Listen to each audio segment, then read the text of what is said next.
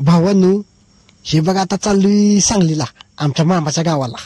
लय दिवसानं चाललोय आणि हे आल्यावर समजलं की आज 29 एप्रिल आमच्या दादाचा बर्थडे. आणि मग काय, आमच्या वहिनीने केली ती तयारी, डेकोरेशन केलं असं कंडकाच नुसता, वटच नुसता. आणि हे बघा आला आमचा दादा, बॉडी बिल्डर. चला तर मग आता कापू केक.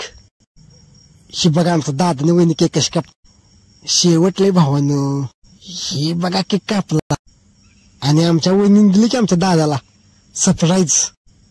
हे बघा 2 शर्टाची जोड दिली आणि हे अशा आमच्या दादानं घातला शर्ट का टाकीरच. हे असे घातला बघा दुसरा शर्ट, लावा ताकद. कसा दिसतोय आमचा दादा, नुसता हिरोच की.